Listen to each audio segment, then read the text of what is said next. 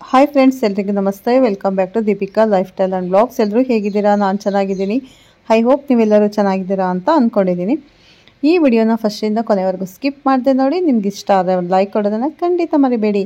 ಇವತ್ತು ಶನಿ ಜಯಂತಿ ಇದೆ ಮತ್ತು ಬಾದಾಮಿ ಅಮಾವಾಸ್ಯೆ ಕೂಡ ಇದೆ. ತಮಗೆಲ್ಲರಿಗೂ ಬಾದಾಮಿ ಅಮಾವಾಸ್ಯೆ ಮತ್ತು ಶನಿ ಜಯಂತಿಯ ಆರ್ಥಿಕ ಶುಭಾಶಯಗಳು ಅಂತ ಹೇಳ್ತಾ ಇದ್ದೀನಿ ಫ್ರೆಂಡ್ಸ್. ನಾನಿವಾಗ ತಿಳಿಸ್ಕೊಡ್ತಾ ಇದ್ದೀನಿ ಮಕರ ರಾಶಿ ಜೂನ್ ಭವಿಷ್ಯನ. ಈ ವಿಡಿಯೋನ ಎಲ್ಲೂ ಸ್ಕಿಪ್ ಮಾಡದೆ ನೋಡಿ. ಮತ್ತೊಮ್ಮೆ ತಮ್ಮೆಲ್ಲರಿಗೂ ಶನಿ ಜಯಂತಿಯ ಶುಭಾಶಯಗಳು. ನಿಮ್ಗೆ ಈ ವಿಡಿಯೋ ಇಷ್ಟ ಆದರೆ ಓಂ ಶನೇಶ್ವರಾಯ ನಮಃ ಅಂತ ಕಮೆಂಟ್ ಮಾಡಿ. ಉತ್ತರಾಷಾಢ ನಕ್ಷತ್ರ 2, 3, 4ನೇ ಪಾದ, ಹಾಗೆ ಶ್ರವಣ ನಕ್ಷತ್ರ 1, 2, 3, 4ನೇ ಪಾದ, ಹಾಗೆ ಧನಿಷ್ಠ ನಕ್ಷತ್ರ 1, 2ನೇ ಪಾದ. ನೀವು ಈ ವಿಡಿಯೋ ಮುಗಿಯುವವರೆಗೂ ಕೂಡ ನೀವು ನೋಡ್ತಾ ಇರಿ. ನಕ್ಷತ್ರ ಪರಿಹಾರಗಳು ಏನಿದೆ ಎಂಬುದನ್ನು ತಿಳ್ಕೊಳ್ಳೋಣ. ಯಾಕಂದರೆ ಜೂನ್ ತಿಂಗಳು ಇದು, ಹಾಗಾಗಿ ನಿಮಗೆ ಜೂನಲ್ಲಿ ಗ್ರಹಸ್ಥಿತಿ 2ನೇ ರಾಶಿಯಲ್ಲಿ ರಾಹು ನೋಡಿ, ಇದು ತೃತೀಯ ರಾಶಿಯಲ್ಲಿ ಇದ್ದಾಗ ನಿಮಗೆ ಬಹಳ ಒಳ್ಳೆಯದಾಗುತ್ತೆ. ನಿಮಗೆ 7.5 ಎಲ್ಲ ಮುಗಿದಿದೆ. ಅಂದರೆ ಮಕರ ರಾಶಿಯವರಿಗೆ ನಾನು ತಿಳಿಸ್ಕೊಡ್ತಾ ಇರೋದು. ಮಕರ ರಾಶಿಯವರಿಗೆ 7.5 ಮುಗಿದು 3 ತಿಂಗಳಾಗಿದೆ. ಹಾಗಾಗಿ ಏನು ಬದಲಾವಣೆ ಕೆಲವು ಜನಕ್ಕೆ ಆಗ್ತಾ ಇದೆ, ಕೆಲವು ಜನಕ್ಕೆ ಆಗ್ತಾ ಇಲ್ಲ. ಹೀಗೆ ಎಲ್ಲ ಥರದ ಮಿಕ್ಸಲ್ಲಿ ಇದ್ದೀರಿ. ಒಟ್ಟಿನಲ್ಲಿ ನಿಮ್ಮ ಅಭಿಪ್ರಾಯದ ಪ್ರಕಾರ ನಿಮಗೆ ಧೈರ್ಯ ತುಂಬುವಂತಹ ಪ್ರಯತ್ನ ಮಾಡಬೇಕು. ಯಾಕಂದರೆ ಕೆಲಸ ಕಾರ್ಯಗಳನ್ನು ಆಗುವಂತಹ ಸಮಯಗಳೇ ಜಾಸ್ತಿ ಇದೆ. ಇನ್ನು ತೃತೀಯ ರಾಶಿಯ ಶನಿ ಚತುರ್ಥ ರಾಶಿಯ ಶುಕ್ರ ಪಂಚಮ ರಾಶಿಯಲ್ಲಿ, ರವಿ ಪಂಚಮ ರಾಶಿಯಲ್ಲಿ ಮತ್ತು 15ನೇ ತಾರೀಕಿನವರೆಗೂ ಇರ್ತಾನೆ. ಅನಂತರ 16ನೇ ತಾರೀಕಿನ ನಂತರದಲ್ಲಿ ಷಷ್ಠ ರಾಶಿಗೆ ಹೋಗ್ತಾನೆ. ಆದರೆ ಇಷ್ಟು ದಿವಸ ನಿಮಗೆ ಗುರುಬಲ ಇತ್ತು, ಬಹಳ ಚೆನ್ನಾಗಿ ಇತ್ತು. ಮತ್ತು ಷಷ್ಠ ರಾಶಿ ಗುರು ಹೋದಾಗ ಗುರು 6ನೇ ರಾಶಿಯಲ್ಲಿ ಇರ್ತಾನೆ. ಹಾಗಾಗಿ ಸ್ವಲ್ಪ ಜಾಗ್ರತೆ ವಹಿಸಿಕೊಳ್ಳಬೇಕು. ಸಪ್ತಮ ರಾಶಿಯಲ್ಲಿ ಬುಧ, ಅಷ್ಟಮ ರಾಶಿಯಲ್ಲಿ ಕುಜ. ಹೀಗೆಲ್ಲ ಒಂದು ಗ್ರಹ ಸ್ಥಿತಿ ಇದೆ ನಿಮಗೆ. ಯಾಕಂದರೆ ಮಕರ ರಾಶಿಯವರಿಗೆ ಏನು ಮಾಡೋದು, ಏನಾದರೂ ಲಾಭ ಆಗ್ತಿದೆಯಾ, ಹೀಗೆಲ್ಲ ಬಹಳ ಒತ್ತಡ ಟೆನ್ಷನಲ್ಲಿ ಇದ್ದೀರಿ ನೀವು. ನೋಡೋಣ ಈ ತಿಂಗಳಲ್ಲಿ ಏನು ಅಂತ ಹೇಳಿ. ಒಂದನೆಯದು ಜೂನ್ ತಿಂಗಳು 5ನೇ ತಾರೀಕು ಬಹಳ ಪ್ರಶಸ್ತವಾಗಿದೆ. ಪೂಜೆ ಪುನಸ್ಕಾರಗಳು, ದೇವತಾ ಆರಾಧನೆ ಮಾಡಲಿಕ್ಕೆ ಬಹಳ ಪ್ರಶಸ್ತವಾಗಿದೆ ಅಂತಾನೆ ಹೇಳ್ಬೋದು ಜೂನ್ 5ನೇ ತಾರೀಕು. ಹಾಗಾಗಿ ಎಷ್ಟಾಗುತ್ತೋ ಅಷ್ಟು ದೇವತಾ ಪೂಜೆ ನಮಸ್ಕಾರಗಳನ್ನು ಮಾಡ್ತಾ ಬನ್ನಿ, ಮತ್ತೆ ಶುಭವಾಗುತ್ತೆ. ಇನ್ನು ಈ ತಿಂಗಳ 11ನೇ ತಾರೀಕು ಭೂಮಿ ಪೂಜೆ ಮಾಡುವಂತಹ ಶುಭವಾದಂತಹ ಕಾರ ಹುಣ್ಣಿಮೆ ಮತ್ತು ಸತ್ಯನಾರಾಯಣ ಸ್ವಾಮಿ ಪೂಜೆ ಕೂಡ ಮಾಡುವಂಥದ್ದು. 14ನೇ ತಾರೀಕು ಸಂಕಷ್ಟಹರ ಚತುರ್ಥಿ ಇದೆ. 15ನೇ ತಾರೀಕು ಮಿಥುನ ಸಂಕ್ರಾಂತಿ, 21ನೇ ತಾರೀಕು ಬುಧ ಜಯಂತಿ, ಹಾಗೆ 25ನೇ ತಾರೀಕಿಗೆ ಮಣ್ಣೆತ್ತಿನ ಅಮಾವಾಸ್ಯೆ ಕೂಡ ಬಂದಿದೆ. 26ರಿಂದ ಆಷಾಢ ಮಾಸ ಶುರುವಾಗುತ್ತೆ. ಅಂದರೆ ಜೂನ್ 26ರಿಂದ ಆಷಾಢ ಮಾಸ ಶುರುವಾಗುತ್ತೆ. ಹೀಗೆಲ್ಲ ಇದೆ. ಒಂದು ಹಂತಕ್ಕೆ ನೋಡಿ, ಹಬ್ಬ ಹರಿದಿನಗಳು ಇಲ್ಲದೆ ಇದ್ದರೆ ಒಂದು ಆಷಾಢ ಮಾಸ ಶುರುವಾಗುತ್ತೆ. ಲಕ್ಷ್ಮೀ ಪೂಜೆ ಮಾಡುವಂತಹ ವಿಶೇಷವಾದಂತಹ ಒಂದು ತಿಂಗಳು ಇದು. ಒಟ್ಟಿನಲ್ಲಿ ಜ್ಯೇಷ್ಠ ಮಾಸ ಆದ್ದರಿಂದ ತ್ರಿಜ್ಯೇಷ್ಠಂ ವಜ್ರಯೇತ ಅಂತ, ಅಂದರೆ ಜ್ಯೇಷ್ಠ ಮಾಸ, ಜ್ಯೇಷ್ಠ ನಕ್ಷತ್ರ, ಜ್ಯೇಷ್ಠ ಪುತ್ರ, ಹೀಗೆಲ್ಲ 3 ಜ್ಯೇಷ್ಠ ಅಂದರೆ ಬಿಡಬೇಕು ಅಂತ ಹೇಳ್ತದೆ ಶಾಸ್ತ್ರ. ಮಾಡಿ ನೀವು ಮುಂದೆ ಕೆಲಸ ಕಾರ್ಯಗಳನ್ನು ಅಭಿವೃದ್ಧಿ ಕಡೆಗೆ ಕರ್ಕೊಂಡು ಹೋಗಿ. ನಾವು ಹೇಳುವಂಥದ್ದು ಗೋಚಾರ ಫಲ. ಎಷ್ಟೋ ಜನಕ್ಕೆ ದಶಾಭುಕ್ತಿಗಳು ವ್ಯತ್ಯಾಸ ಇದೆಯೋ ಹೇಗಿದೆಯೋ ಗೊತ್ತಿರುವುದಿಲ್ಲ. ಹಾಗಾಗಿ ಈ ಗ್ರಹ ಸ್ಥಿತಿ ಏನು ಹೇಳ್ತಾ ಇದೆಯೋ ಇದರ ಮೇಲ್ಗಡೆ ನಾವು ತಿಳ್ಕೊಂಡು ಸ್ವಾಭಾವಿಕವಾಗಿ ಹೇಳುವಂಥ ಒಂದು ಪ್ರಯತ್ನ ಮಾಡ್ತೇವೆ ಅಷ್ಟೇ. ಕೆಲವು ಜನಕ್ಕೆ ನನಗೆ ಇದು ಆಗ್ತಾ ಇಲ್ಲ ಅಂತ ಹೇಳಿ ಕಮೆಂಟ್ ಮಾಡ್ತಾ ಇರ್ತೀರಿ. ಬೇಕಾಬಿಟ್ಟು ಕಮೆಂಟನ್ನು ಮಾಡ್ತೀರಿ, ಇದೆಲ್ಲ ಸುಳ್ಳು ಹಾಗೆ ಹೀಗೆ ಅಂತ ಮಾಡ್ತೀರಿ. ದಯವಿಟ್ಟು ಇದು ನಾವು ಏನು ಹೇಳ್ತೀವಿ ಗೋಚಾರ ಫಲ ದಶಾಭುಕ್ತಿಗಳಾದರೆ ಈ ರಾಶಿ ಫಲಗಳನ್ನ ಹೇಳ್ತೀವಿ. ಆದರೆ ನಿಮ್ಮ ಜನ್ಮ ರಾಶಿಯಲ್ಲಿ ಏನಿದೆ, ನಿಮ್ಮ ಜಾತಕದಲ್ಲಿ ಏನಿದೆ ಅನ್ನೋದನ್ನು ನೀವು ತಿಳ್ಕೊಂಡು ಮೂವ್ ಮಾಡಬೇಕಾಗುತ್ತೆ. ನಾವು ಸಾಮಾನ್ಯವಾಗಿ ಗ್ರಹ ಸ್ಥಿತಿಗಳ ಬಗ್ಗೆ ತಿಳಿಸ್ಕೊಡ್ತೀವಿ ಮತ್ತು ರಾಶಿ ಬಗ್ಗೆ ತಿಳಿಸ್ಕೊಡ್ತೀವಿ. ಓಕೆ, ನೀವು ತುಂಬ ಜ್ಯೋತಿಷ್ಯದಲ್ಲಿ ಅಧ್ಯಯನ ಮಾಡಿದಾಗ ಮಾತ್ರ ಗೊತ್ತಾಗುತ್ತೆ. ಒಂದು ಕಡೆಗೆ ಜಾತಕದ ವಿಶ್ಲೇಷಣೆ ಮಾಡಿಕೊಳ್ಳುವಂಥದ್ದು, ಒಂದು ಕಡೆ ಗೋಚಾರ ಫಲಗಳನ್ನು ಚಿಂತನೆ ಮಾಡಿಕೊಳ್ಳುವಂಥದ್ದು, ಒಂದು ಕಡೆಗೆ ಆರೋಹ ಪ್ರಶ್ನೆಗಳು ಇಟ್ಟುಕೊಳ್ಳುವಂಥದ್ದು. ಹೀಗೆ ಇದ್ದಾಗ ಸವಿಸ್ತಾರವಾಗಿ ಗೊತ್ತಾಗುತ್ತೆ. ಇದೆಲ್ಲ ನಾವು ಒಂದು ದಾರಿದೀಪವಾಗಿ ಪ್ರಯತ್ನಗಳು ಆಗಲಿ ಅಂತ ಹೇಳುವಂಥ ಉದ್ದೇಶದಿಂದ ಈ ವಿಡಿಯೋ ಮಾಡಿ ಅಪ್ಲೋಡ್ ಮಾಡ್ತಾ ಇದ್ದೇವೆ. ಅನ್ಯತಾ ಭಾವಿಸಬಾರದು. ಇವರು ಹೇಳಿದ್ರಪ್ಪ ಮನೆ ಯೋಗ ಇದೆ ಅಂತಂದ್ರು, ಮನೆ ಯೋಗನೇ ಆಗಿಲ್ಲ ಅಂತ ಯೋಚನೆ ಮಾಡಬಾರ್ದು. ಕೆಲವೊಂದು ಸಲ ಗೋಚಾರದಲ್ಲಿ ನಾವು ಹೇಳಿರುವಂಥ ಫಲಗಳು ತಕ್ಕ ಮಟ್ಟಿಗೆ ಬಹಳ ಜನಕ್ಕೆ ಆಗಿದೆ. ಹಾಗಾಗಿ ಇದರ ಪ್ರಯತ್ನ ಮಾಡ್ತಾ ಇದ್ದೇವೆ ನೋಡಿ.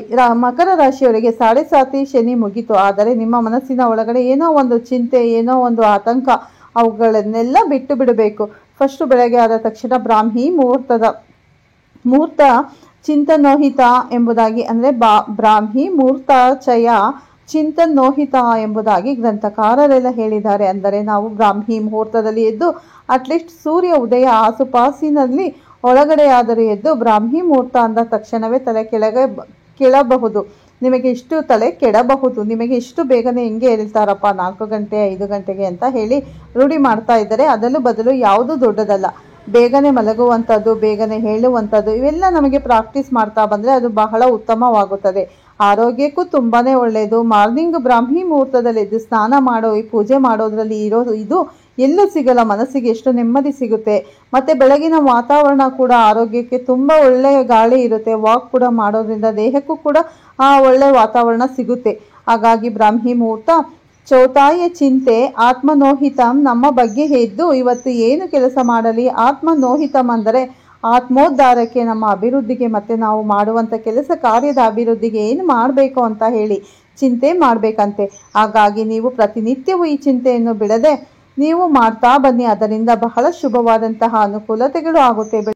ಬೆಳಗ್ಗೆ ಏಳೋದೇ 8 ಗಂಟೆ 9 ಗಂಟೆ 10 ಗಂಟೆ, ಕೆಲವು ಜನ 12 ಗಂಟೆ. ಆವಾಗ ಏನಾಗುತ್ತೆ, ಸೂರ್ಯ ನೆತ್ತಿ ಮೇಲೆ ಬಂದಿರ್ತಾನೆ. ಇನ್ನು ನಾವು ಚಿಂತನೆ ಮಾಡಲಿಕ್ಕೆ ಹೇಗಾಗುತ್ತೆ? ಯಾವಾಗ ಪ್ರಕೃತಿಯ ಜೊತೆಯಲ್ಲಿ ನಾವು ಹೋಗ್ತಾ ಬರ್ತೇವೆ ಆವಾಗ ನಮಗೆ ಅನುಕೂಲಗಳಾಗುತ್ತೆ. ಪ್ರಕೃತಿಯ ವಿರುದ್ಧವಾಗಿ ನಾವು ಯಾವಾಗ ಹೋಗ್ತಾ ಬರ್ತೇವೋ ಅದೆಲ್ಲ ನಮಗೆ ಮಾರಕವಾಗಿ ಬರುತ್ತೆ, ತೊಂದರೆಗಳು ಬರುತ್ತೆ. ಹಾಗಾಗಿ ಪ್ರಕೃತಿಯ ಜೊತೆಯಲ್ಲಿ ಹೋಗುವಂತಹ ಪ್ರಯತ್ನಗಳು ಜಾಸ್ತಿ ಆಗಬೇಕು. ಪ್ರಕೃತಿಯ ಜೊತೆಗೆ ಹೋಗುವಂಥದ್ದು, ಪ್ರಕೃತಿಯ ಜೊತೆಯಲ್ಲಿ ನಾವು ಪ್ರಯತ್ನಗಳನ್ನು ಅಭಿವೃದ್ಧಿ ಕಡೆ ಹೋಗುವಂಥದ್ದನ್ನು ಮಾಡಬೇಕು. ಮಳೆಗಾಲ ಬಂದಾಗ ಎಲ್ಲ ವೃಕ್ಷಗಳು ಕೂಡ ನೀರಿನಿಂದ ಚೆನ್ನಾಗಿ ಬೆಳೆಯುತ್ತವೆ. ಅದೇ ತರಹ ಬೇಸಿಗೆ ಕಾಲ ಬಂದಾಗ ನೀರಿನಲ್ಲಿ ಬೇರಿನಲ್ಲಿ ಇಟ್ಕೊಂಡಂತಹ ನೀರನ್ನು ರೆಂಬೆ ಕೊಂಬೆ ಕಾಂಡಗಳಿಗೆ ಕೊಡುತ್ತೆ ಅಲ್ವಾ. ಹಾಗೆ ನಾವು ಕೂಡ ಜೀವನದಲ್ಲಿ ಕಾಲಕ್ಕೆ ತಕ್ಕಂತೆ ಪ್ರಯತ್ನವನ್ನು ಮಾಡಬೇಕು, ಆವಾಗ ಸಫಲವಾಗುತ್ತೆ. ಇನ್ನು ನೋಡಿ, 2ನೇ ರಾಶಿಯ ರಾಹು 2ನೇ ರಾಶಿಯಲ್ಲಿದ್ದಾನೆ. ತಕ್ಕ ಮಟ್ಟಿಗೆ ಸ್ವಲ್ಪ ಹೊರ ದೇಶದಿಂದ ಹಣ ಬರುವಂಥದ್ದು, ಸ್ವಲ್ಪ ದೊಡ್ಡ ರೀತಿಯಲ್ಲಿ ನಿಮಗೆ ಆರ್ಥಿಕವಾದಂತಹ ಅಭಿವೃದ್ಧಿ ಆಗುವಂತಹ ಚಾನ್ಸಸ್ ಜಾಸ್ತಿ ಇದೆ. ಹಾಗಾಗಿ ಪ್ರಯತ್ನಗಳನ್ನು ಮಾಡಿ ಬಿಡಬೇಡಿ. ನೀವು ಎಷ್ಟು ಸಾಧ್ಯ ಆಗುತ್ತೋ ಅಷ್ಟು ಆರ್ಥಿಕವಾಗಿ ಹೋರಾಟ ಮಾಡಿ. ಯಾಕಂದರೆ ನಿಮಗೆ ಈಗ ಸದ್ಯಕ್ಕೆ ಶನಿಯ ಬದಲಾವಣೆ ಆಗಿದೆ. ಇದು ಬಹಳ ಉತ್ತಮವಾದಂಥದ್ದು. ಚಿಂತೆ ಮಾಡ್ತಾ ಹಾಗೆ ಕೂತ್ಕೊಳ್ಳುವಂಥದ್ದಲ್ಲ. ಒಂದು ಸ್ಟೆಪ್ ಮೇಲಕ್ಕೆ ಹೋಗಿ ಏನಾಗುತ್ತೆ ಅಂತ ಹೇಳಿ ಕಾದು ನೋಡಿ. ಒಂದು ಸ್ಟೆಪ್ಪು ನಾವು ಮುಂದಕ್ಕೆ ಹೋಗಲಿಲ್ಲ ಅಂತ ಅಂದರೆ ಏನು ದಾರಿಯೂ ಸಿಗುವುದಿಲ್ಲ. ಹಾಗಾಗಿ ನೀವು ಸ್ಟೆಪ್ ಮುಂದಕ್ಕೆ ಹೋಗುವಂತಹ ಬಹಳ ಉತ್ತಮವಾದಂತಹ ಮಾರ್ಗ ರಾಹು ಕೊಡ್ತಾನೆ ನಿಮಗೆ. ರಾಹು ಯಾವಾಗಲೂ 2ನೇ ರಾಶಿಯಲ್ಲಿ ಇದ್ದಾಗ ಕುಟುಂಬ ಸ್ಥಾನವನ್ನು, ವಾಕ್ ಸ್ಥಾನವನ್ನು, ಧನಸ್ಥಾನವನ್ನು ಬಲಿಷ್ಠ ಮಾಡ್ತಾನೆ ಬರ್ತಾನೆ. ಇದು ಶಾಸ್ತ್ರ ಹೇಳುತ್ತದೆ. ಹಾಗಾಗಿ ನೀವು ಏನು ಹಣಕಾಸಿನ ಪ್ರಯತ್ನ ಮಾಡ್ತಾ ಇದ್ದೀರೋ, ಯಾಕಂದರೆ ಒಂದೊಂದು ಸಾವಿರ ಕೂಡ 10 ಸಲ ಸೇರಿಸುವುದು, 1,000 ಸಲ ಸೇರಿಸುವುದು ಒಂದೇ. ಹಾಗಾಗಿ ನೀವು ಮನುಷ್ಯ ಪ್ರಯತ್ನವನ್ನು ಯಾವ ಥರ ಮಾಡಬೇಕು ಅಂತಂದರೆ ದೊಡ್ಡ ಕೆಲಸಗಳಿಗೆ ಪ್ರಯತ್ನವನ್ನು ಮಾಡಿ ಅದು ನಿಮಗೆ ಈ ತಿಂಗಳಲ್ಲಿ ಸಫಲವಾಗುತ್ತೆ. ಅದರ ಜೊತೆಗೆ ನಿಂತು ಹೋದಂತಹ ಕೆಲಸಗಳನ್ನು ಕೂಡ ಶುರು ಮಾಡಿ ನೀವು. ಯಾಕಂದರೆ 2ನೇ ರಾಶಿ ರಾಹು ಏನಾದರೂ ಮಾಡಿ ಕುಟುಂಬ ಸ್ಥಾನ, ಧನಸ್ಥಾನವನ್ನು ಉಳಿಸುತ್ತಾನೆ. ಮತ್ತು ಯಾರಿಗಾದರೂ ಋಣ ಬಾಧೆ 1 ಲಕ್ಷ ಕೊಡಬೇಕು ಅಂತಂದರೆ 5,000 ಕೊಡ್ತಾ ಬನ್ನಿ. ಒಂದೇ ಸಲ ನೀವು ಅದರಿಂದ ಪಾರಾಗುವುದಕ್ಕಿಂತ ಅಷ್ಟಷ್ಟಾಗಿ ಹೋಗಲಿ, ಬಹಳ ಒಳ್ಳೆಯದಾಗುತ್ತೆ. ರಾಹು ನಿಮಗೆ ಏನು ಮಾಡ್ತಾನೆ, ಕುಟುಂಬ ಸ್ಥಾನವನ್ನು ಬಲಿಷ್ಠ ಮಾಡಿ ಹಣ ಸ್ಥಾನವನ್ನು ಕೂಡ ಬಲಿಷ್ಠ ಮಾಡ್ತಾನೆ. ಹಣಕಾಸಿನಲ್ಲಿ ಬಲಿಷ್ಠವಾಗಿಲ್ಲ, ಅನುಕೂಲ ಇಲ್ಲ ಅಂದರೆ ಕಷ್ಟವೇ ಅಲ್ವಾ ನಿಮಗೆ. ಹಾಗಾಗಿ ಅಂಥ ಹಣಕಾಸಿನ ಸ್ಥಾನವನ್ನು ಕೂಡ ರಾಹು ಬಲಿಷ್ಠ ಮಾಡ್ತಾನೆ. ಇನ್ನು ಮಾತಿನ ಮೇಲೆ ಸ್ಥಾನ, ಕಾನೂನಿನ ಕೇಸು ತೊಂದರೆಗಳು ಇದ್ದರೆ ಅದೆಲ್ಲ ಸ್ವಲ್ಪ ಪರಿಹಾರ ಆಗುವಂಥದ್ದು. ಅದರ ಜೊತೆಯಲ್ಲಿ ನಿಮ್ಮ ಮನಸ್ಸಿಗೆ ಏನೋ ಆತಂಕ ಆಗ್ತಾ ಇತ್ತಪ್ಪ, ಹಿಂದೆ ಕೇಸ್ ಇತ್ತು, ತೊಂದರೆ ಇತ್ತು, ಅದೆಲ್ಲ ಸ್ವಲ್ಪ ಪರಿಹಾರ ಮಾಡ್ತಾನೆ. ರಾಹು ಬಂದ ತಕ್ಷಣ ಏನೋ ಒಂದು ಬಲಿಷ್ಠವಾದಂತಹ ಒಂದು ರೀತಿಯಲ್ಲಿ ಪರಿಹಾರ ಮಾಡುತ್ತಾನೆ. ಇನ್ನು 3ಯ ರಾಶಿಯಲ್ಲಿ ಶನಿ ಒಂದಂತಕ್ಕೆ ರಿಯಲ್ ಶನಿ ಇದ್ದರೆ ನಿಮ್ಮನ್ನು ಬಲಿಷ್ಠ ಆಗುವಂತೆ ಮಾಡ್ತಾನೆ ಹೇಳ್ತದೆ ಶಾಸ್ತ್ರ. ಮತ್ತು ಮನಸ್ಸಿನ ಬಲಿಷ್ಠ ಆಗುವಾಗ ಮಾಡುವಂಥದ್ದು ಉದ್ಯೋಗ, ವ್ಯಾಪಾರ, ವ್ಯವಹಾರಗಳು ನಷ್ಟ ಇದ್ದರೆ ಅದೊಂದು ಲೆವೆಲ್ಗೆ ತೆಗೆದುಕೊಂಡು ಬರುವಂಥದ್ದು. ಅಟ್ಲೀಸ್ಟ್ ಒಂದು ಸರಿಯಾದಂತಹ ದಾರಿ ಹೋಗಬೇಕು ಅಂತಂದರೆ ದಾರಿ ದೀಪವಾಗಬೇಕಲ್ಲ. ಶನೀಶ್ವರ ನಿಮಗೆ ಹಿಂದೆ ಬಹಳ ಕಷ್ಟ, ಬಹಳ ಚಿಂತೆ, ಬಹಳ ಒತ್ತಡ ಮಾಡಿಕೊಂಡಿದ್ದೀರಿ ನೀವು ಅಲ್ಪ. ಆದರೆ ಈಗ ಈ ತಿಂಗಳಲ್ಲಿ ಕೂಡ ಅದು 3ಯ ರಾಶಿಯಲ್ಲಿ ಶನಿ ಬಂದ ತಕ್ಷಣವೇ ಸ್ವಲ್ಪವಾಗಿ ಬದಲಾವಣೆ ಆಗಿದೆ. ಆದರೆ ಒಂದೇ ಕ್ಷಣಕ್ಕೆ ಆಗುವುದಿಲ್ಲ. ಶನೀಶ್ವರನು ತೊಂದರೆ ಕೊಡುವಾಗ ನಿಧಾನ ಕೊಡುತ್ತಾನೆ, ಸರಿಯಾಗುವಾಗ ಕೂಡ ನಿಧಾನ ಸರಿ ಮಾಡುತ್ತಾನೆ. ಹಾಗಾಗಿ 7.5 ಎಲ್ಲ ಮುಗಿದು ಹೋಗಿದೆ. ಅವನು ತೃತೀಯ ರಾಶಿಯಲ್ಲಿ ವಿಕ್ರಮ ಅಂತ ಹೇಳ್ತೇವೆ ಶಾಸ್ತ್ರದಲ್ಲಿ. ಹಾಗಾಗಿ ನಿಮಗೆ ಒಂದಂತಕ್ಕೆ ಬೆಳವಣಿಗೆ ಶನೇಶ್ವರನು ಕೊಡಬಹುದು. ಇನ್ನು ಶುಕ್ರನು ನೋಡಿ ಬಹಳ ಒಳ್ಳೆಯ ರಾಶಿ, ಚತುರ್ಥ ರಾಶಿ. ಶುಕ್ರ ಕಲೆ, ಸಾಹಿತ್ಯ, ಸಂಗೀತ ಇತ್ಯಾದಿಗಳನ್ನು ಮಾಡುವಂತರಿಗೆ ಒಳ್ಳೆಯದು. ಅದರ ಜೊತೆಗೆ ಯೂಟ್ಯೂಬರ್ಸ್ ಇದ್ದರೆ ಅವರಿಗೂ ಒಳ್ಳೆಯದು. ಅಥವಾ ವಾಹನಗಳಲ್ಲಿ ಏನಾದರೂ ತೊಂದರೆ ತಾಪತ್ರಯಗಳಿದ್ರೆ ಅದನ್ನೆಲ್ಲ ಸರಿ ಮಾಡಿಕೊಂಡು ಹೊಸ ವಾಹನಗಳನ್ನು ಕೊಂಡುಕೊಂಡು ಬರಬಹುದು. ಶುಕ್ರ ಚತುರ್ಥದಲ್ಲಿ ಅನಂತರ ವಿವಾಹಾದಿ ಮಂಗಳ ಕಾರ್ಯಗಳಿಗೆ ಪ್ರಯತ್ನ ಮಾಡಬಹುದು. ಎಷ್ಟೋ ಜನಕ್ಕೆ ವಿವಾಹ ಆಗಲಿಲ್ಲ, ವಿವಾಹದಲ್ಲಿ ತೊಂದರೆ ಆಗಂತ ಹೇಳಿದರೆ ಗುರುಬಲ ಇಲ್ಲದೆ ಇರಬಹುದು. ಶುಕ್ರ ಆದರೂ ಕೂಡ ಚತುರ್ಥದಲ್ಲಿ ಇದ್ದಾನೆ ಮತ್ತು ದಶಾಭುಕ್ತಿಗಳಾದರೂ ಯಾವುದಾದರೂ ಒಂದು ಪ್ಲಸ್ ಪಾಯಿಂಟ್ ಸಿಗಬಹುದು ಅಂತ ಹೇಳಿ ಕಾಯಬೇಕು. ಮಕರ ರಾಶಿಯವರು ಇಲ್ಲ ಆಗಲ್ಲ ಅಂತ ಬಿಟ್ಬಿಡಿ. ಫಸ್ಟ್ ಅದೇ ಮುಳುಗುವವನಿಗೆ ಹುಲ್ಲು ಕಡ್ಡಿ ಆಸರೆ ಅಂತ ಇದನ್ನು ನಾವು ಸದಾಕಾಲ ಯೋಚನೆ ಮಾಡಬೇಕು. ಗಾದೆ ಮಾತಲ್ವಾ? ಹಾಗಾಗಿ ನಾವು ಮುಳುಗಿ ಹೋಗ್ತಾ ಇದ್ದೀವಿ ಅಂತ ಇಟ್ಕೊಳ್ಳಿ. ಒಂದು ಹುಲ್ಲು ಕಡ್ಡಿ ಆದರೂ ನಮಗೆ ಆಸರೆ ಗಟ್ಟಿ ಇಟ್ಕೊಳ್ಳೋದಕ್ಕೆ ಅದೇ ಥರ ಶುಕ್ರನು ನಿಮಗೆ ಏನೋ ಒಂದು ಪರಿಹಾರ ಆಗುವಾಗ ಏನೋ ಒಂದು ಬದಲಾವಣೆ ಪ್ರತಿ ಶುಕ್ರವಾರ ಕೊಡಬಹುದು. ಶುಕ್ರ ನಿಮಗೆ ಯಾಕಂದರೆ ಶುಕ್ರನ ಜೊತೆ ಇದ್ದಾಗ ವಾರಗಳು ಈ ಒಂದು ಹೊರೆಯಿಂದ ಬಂದಿದೆ ಅಂತ ಶುಕ್ರವಾರ ದಿವಸ ಸೂರ್ಯೋದಯಕ್ಕೆ ಶುಕ್ರ ಹೊರೆ ಅಂತ ಹೇಳಿರುತ್ತೆ. ಹಾಗಾಗಿ ಹೊರಶಾಸ್ತ್ರಗಳಲ್ಲಿ ಶುಕ್ರವಾರ ಶುಕ್ರ ಹೊರೆ ಉಂಟಾಗಿದ್ದರಿಂದಲೇ ಶುಕ್ರವಾರ ಅಂತ ಕರೀತಾರೆ.